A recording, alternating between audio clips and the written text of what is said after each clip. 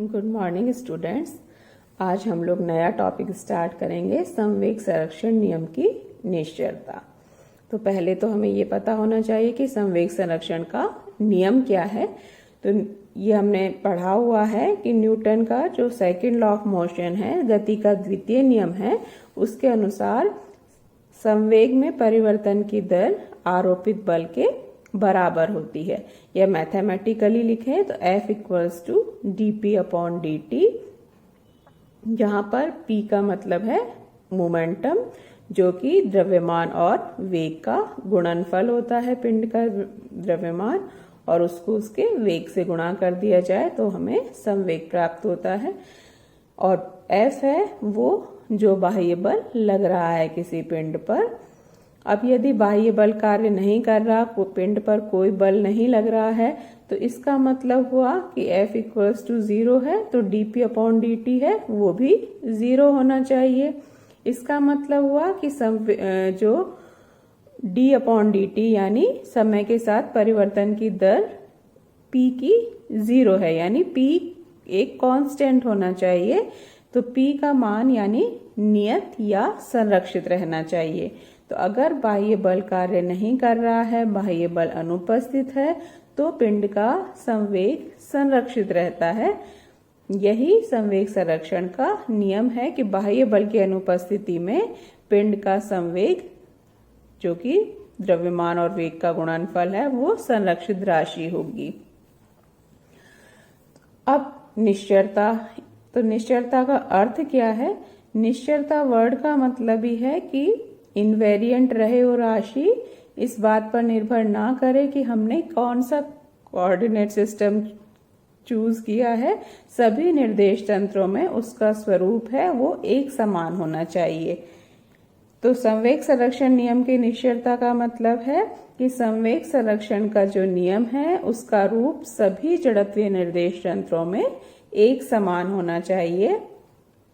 निश्चयता का मतलब है निर्देश तंत्र के चुनाव पर निर्भर नहीं करे वो राशि या नियम, और सभी जड़त्वीय निर्देश तंत्रों में उसका रूप एक समान रहे। तो संवेग संरक्षण की निश्चयता सिद्ध करने के लिए हम दो कार्टेशियन कोऑर्डिनेट सिस्टम ले लेते हैं, S और S'। मान लीजिए S' निर्देश तंत्र S के सापेक्ष +v वेग से गति कर रहा है। तो यदि किसी पिंड का S निर्देश तंत्र में वेग v, स्मॉल v लिखा है हमने, है, तथा उसी पिंड का S' निर्देश तंत्र के प्रेक्षक के सापेक्ष वेग है, वो डैश से लिखेंगे, v' हो। तो ये हमने रिजल्ट पहले निकाला भी है जब हमने सेकंड केस कंसीडर किया था कि जड़त्वीय निर्देश तंत्र के सापेक्ष एक समान वेग से गतिशील निर्देश तंत्र, उसमें हमने वेग के लिए जो रूपांतरण समीकरण निकाला था वो इसी तरह से निकल के आया था कि v equals to v' + v। ये रिजल्ट याद भी रहना चाहिए, या हम इसको आसानी से निकाल भी सकते हैं कि ये दो निर्देश तंत्र ले लिए जो प्रारंभ में समपाती थे। तो t समय बाद इनके मूल बिंदुओं के बीच जो विस्थापन हो जाएगा वो vt के बराबर हो जाएगा। किसी पिंड p का अगर स्थिति सदिश S के सापेक्ष O के सापेक्ष R है और O' के सापेक्ष R' है, तो इस जो वेक्टर त्रिभुज बन गया हमारे पास OO'P, उसमें हम लिख सकते हैं कि R equals to R' + VT, और इसका समय के सापेक्ष अवकलन करेंगे तो यही रिजल्ट हमारे पास आ जाएगा, v equals to v' + v। यहाँ v S में वेग है, v' S' में वेग है, और v उनके मध्य सापेक्षिक वेग है S के सापेक्ष S' का। तो निश्चयता को सिद्ध करने के लिए हम मान लेते हैं कि दो पिंडों के बीच टक्कर हो रही है। तो टक्कर का मतलब है कि दो पिंड आपस में कांटेक्ट में आते हैं। जरूरी नहीं है कि वो दोनों एक दूसरे से टच ही हों, लेकिन कांटेक्ट में आते हैं। और इस टक्कर में हमने ये भी मान लिया है कि कोई बाह्य बल कार्य नहीं कर रहा है। तो जब वो यानी बाह्य बल कार्य नहीं कर रहा है तो संवेग है वो संरक्षित रहेगा। अब हम इस दो पिंडों P और Q को एक ही निकाय मानेंगे। तो ये मान लिया है कि P पिंड का द्रव्यमान है वो m1 है और Q पिंड का द्रव्यमान m2 है। तो S निर्देश तंत्र के प्रेक्षक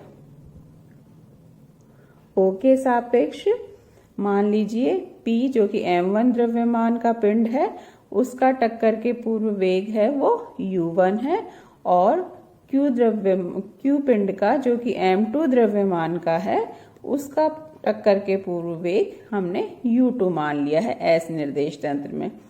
इसके बाद इनकी टक्कर होती है तो टक्कर के कारण से एक दूसरे पर बल आरोपित करते हैं और उनका वेग परिवर्तित हो जाता है। तो टक्कर के बाद S निर्देश तंत्र में m1 द्रव्यमान के पिंड P का वेग u1 से बदलकर v1 हो जाता है और Q जो कि m2 द्रव्यमान का पिंड है उसका टक्कर के बाद वेग v2 हो जाता है। तो टक्कर के पूर्व P का संवेग m1 u1 और Q का संवेग हो गया m2 u2। तो टक्कर के पूर्व कुल संवेग m1 u1 plus m2 u2। इसी तरह टक्कर के बाद संवेग कुल संवेग है वो m1 v1 plus m2 v2 हो जाएगा S निर्देश तंत्र में।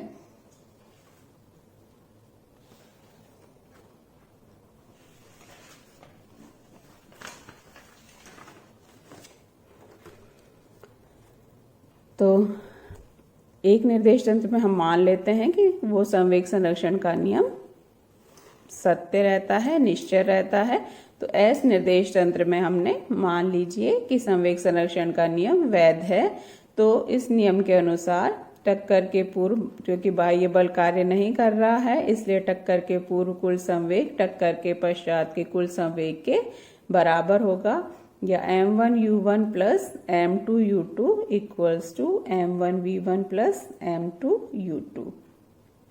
इस रिलेशन को हमने सेकेंड नाम दे दिया है।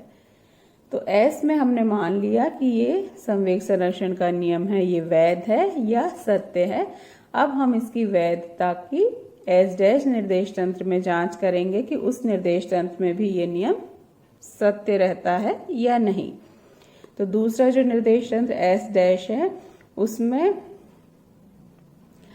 उसी तरह से हम मान लेते हैं कि m1 द्रव्यमान के पिंड का जो टक्कर के पूर्व वेग है वो u1 डैश है और m2 द्रव्यमान का पिंड q2 का वेग u2 डैश है। टक्कर के पश्चात S डैश निर्देश तंत्र में ये जो वेग हैं कि m1 द्रव्यमान के पिंड का वेग वो v1 डैश हो जाता है और m2 द्रव्यमान के पिंड का वेग v1 डैश हो जाता है। m2 द्रव्यमान v2 डैश हो जाता है। ये जब हमने अभी पहले लिखा था कि दोनों के बीच जो वेग का रूपांतरण समीकरण है वो होगा v is equal to v dash plus v। तो ये S में वेग है, ये S डैश में वेग है और ये उनके बीच आपेक्षिक वेग है। तो ये u1 जब S में वेग था तब S डैश में वेग u1 डैश है। तो u1 equals to u1 dash plus v।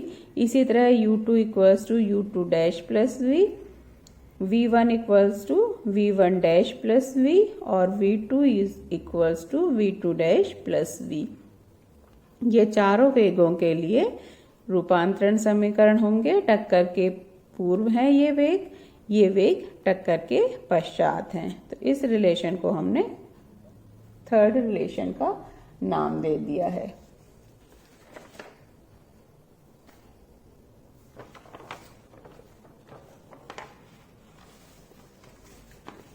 अब इस थर्ड रिलेशन जो अभी हमने निकाला रूपांतरण समीकरण के लिए उसमें हम सेकंड में ये मान पुट कर देते हैं। सेकंड रिलेशन था हमारा m1 u1 plus m2 u2 equals to m1 v1 plus m2 v2।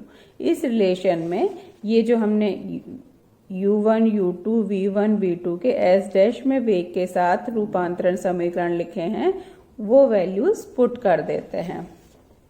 तो ये वैल्यूज हमने पुट कर दी है। m1 u1 dash plus v plus m2 u2 dash plus v equals to m1 v1 dash plus v plus m2 v2 dash plus v। थोड़ा सा और solve कर लेते हैं इसको। तो m1 u1 dash plus m2 u2 dash, ये दो टर्म्स हो गई, प्लस यहाँ पर एक टर्म आएगी m1v, यहाँ पर आएगी m2v, दोनों प्लस साइन के साथ हैं। तो v को कॉमन लेते हुए इसको रिलेशन को लिख सकते हैं, इस टर्म को लिख सकते हैं प्लस m1 प्लस m2 और ब्रैकेट से बाहर v। इसी तरह से राइट हैंड साइड में m1 v1 dash plus m2 v2 dash, ये एक साथ लिख दिए हैं, प्लस यहाँ भी एक टर्म आएगी m1v प्लस m2v। तो यहाँ इसको भी एक टर्म में ही लिख दिया है m1 plus m2 into v। तो m1 plus m2v plus sign के साथ राइट हैंड साइड में भी है और लेफ्ट हैंड साइड में भी है, तो ये दोनों कैंसिल हो जाएंगे। तो हमारे पास आ गया रिलेशन निकलकर m1 u1 dash plus m2 u2 dash equals to m1 v1 dash plus m2 v2 dash. अब m1 u1 डैश क्या है? m1 का द्रव्यमान का जो पिंड है उसका वेग, उसके वेग के साथ गुणनफल टक्कर के पूर्व s डैश में। तो ये हो गया s डैश में m1 द्रव्यमान के पिंड का टक्कर के पूर्व संवेग। इसी तरह m2 u2 डैश हो गया m2 द्रव्यमान के पिंड का टक्कर के पूर्व s डैश में संवेग। राइट हैंड साइड में भी दो टर्म्स हैं, m1 v1 dash s dash में टक्कर के पूर्व, टक्कर के पश्चात m1 का वेग है। तो ये हो गया m1 v1 डैश टक्कर के पश्चात s डैश में m1 द्रव्यमान के पिंड का संवेग। इसी तरह से ये हो गया m2 द्रव्यमान का टक्कर के पश्चात संवेग s डैश में। तो यहाँ हम देखें तो ये जो दो टर्म्स हैं ये m1 और m2 के लिए संवेग बता रही हैं और टक्कर के पूर्व, और ये m1 और m2 द्रव्यमान के टक्कर के पश्चात संवेग का योगफल बता रही हैं। यानी लेफ्ट हैंड साइड में m1 u1 dash plus m2 u2 dash s dash निर्देश तंत्र में टक्कर के पूर्व कुल संवेग के बराबर है, और m1 v1 dash plus m2 v2 dash s dash निर्देश तंत्र में टक्कर के पश्चात कुल संवेग के बराबर है। और यहाँ पर एक इक्वल साइन हमें प्राप्त हुआ है। तो अर्थात s डैश निर्देश तंत्र में टक्कर के पूर्व कुल संवेग टक्कर के पश्चात संवेग के बराबर होता है। यानी s डैश निर्देश तंत्र में भी बाह्य बल की अनुपस्थिति में निकाय का संवेग संरक्षित रहता है। यही संवेग संरक्षण का नियम है। यानी s डैश निर्देश तंत्र में भी संवेग संरक्षण का नियम वैध रहता है। यह s डैश निर्देश तंत्र जो s के सापेक्ष एक समान वेग से गतिशील है वो भी संवेग संरक्षण नियम का पालन करता है। तो इस प्रकार हमने सिद्ध किया कि यदि संवेग संरक्षण का नियम एक जड़त्वीय निर्देश तंत्र में वैध है, सत्य है, तो एक समान वेग से गति करते हुए अन्य जड़त्वीय निर्देश तंत्र में भी सत्य रहेगा। ये परिणाम या रिजल्ट हमने एक विशेष जड़त्वीय निर्देश तंत्र के केस में प्राप्त किया है, पर इसको हम किसी भी दूसरा जड़त्वीय निर्देश तंत्र लेकर भी सिद्ध कर सकते हैं।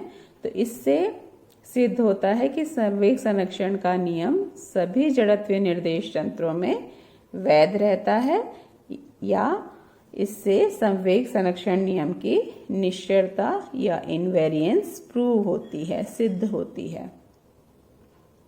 तो जब हमने निश्चयता सिद्ध की है उसका तरीका हमेशा इसी तरह से होगा कि हम दो कार्टेशियन कोऑर्डिनेट सिस्टम लेंगे, उसमें हम उस नियम की निश्चयता एक जड़त्वीय निर्देश तंत्र में ये मानकर चलेंगे कि उसमें ये ये जो नियम है वो सत्य रहता है। और दूसरा जो एक समान वेग से गतिशील निर्देश तंत्र है उसमें भी उसके नियम की वैधता या सत्यता सिद्ध करेंगे और उसको हम फिर जनरलाइज करके लिख सकते हैं कि एक में हमने सिद्ध किया है तो किसी भी अन्य जड़त्वीय निर्देश तंत्र के लिए हम इसको सिद्ध कर सकते हैं। हम बार बार आगे यही जो ट्रांसफॉर्मेशन रिलेशन है वेग के लिए उसका यूज करते रहेंगे। v equals to V dash plus V S और एस डैश में वेग के लिए रूपांतरण समीकरण। तो अभी हमने संवेग संरक्षण नियम की निश्चलता सिद्ध की है। नेक्स्ट लेक्चर में हम लोग ऊर्जा संरक्षण नियम की निश्चलता सिद्ध करेंगे और उसमें भी हम देखेंगे कि ऊर्जा संरक्षण का नियम सभी जड़त्वीय निर्देश तंत्रों में एक समान रहता है या सत्य रहता है। वो हम नेक्स्ट लेक्चर में करेंगे।